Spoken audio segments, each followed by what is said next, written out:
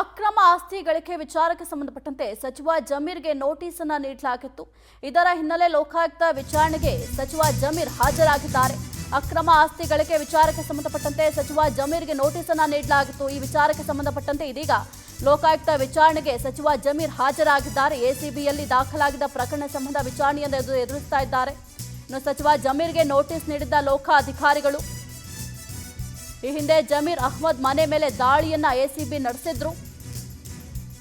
ಜಮೀರ್ ಮನೆ ಕಚೇರಿಗಳ ಮೇಲೆ ದಾಳಿಯನ್ನ ನಡೆಸಿ ಪರಿಶೀಲನೆಯನ್ನ ಮಾಡಿದ್ರು.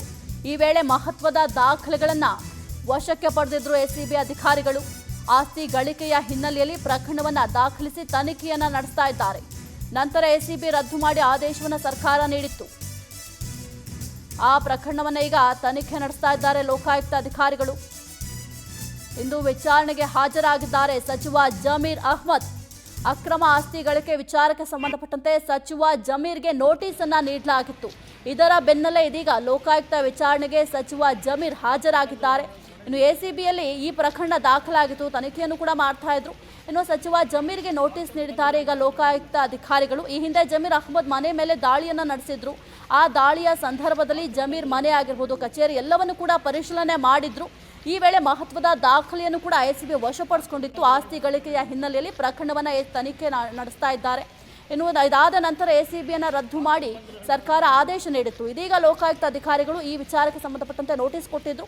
ವಿಚಾರಣೆಗೂ ಕೂಡ ಜಮೀರ್ ಹಾಜರಾಗಿದ್ದಾರೆ. ಈ ಕುರಿತು ಹೆಚ್ಚಿನ ಮಾಹಿತಿ ನೀಡ್ತಾರೆ ನಮ್ಮ ಪ್ರತಿನಿಧಿ ವೀರೇಶ್. ಅಕ್ರಮ ಆಸ್ತಿ ಗಳಿಕೆ ಪ್ರಕರಣಕ್ಕೆ ಸಂಬಂಧಪಟ್ಟಂತೆ ಸಚಿವ ಜಮೀರ್ಗೆ ನೋಟಿಸ್ ಅನ್ನ ನೀಡಲಾಗಿತ್ತು. ಇದೀಗ ಲೋಕಾಯುಕ್ತ ವಿಚಾರಣೆಗೆ ಸಚಿವ ಜಮೀರ್ ಹಾಜರಾಗಿದ್ದಾರೆ. ಯಾವ ರೀತಿ ವಿಚಾರಣೆ ನಡೆಯಲಿದೆ?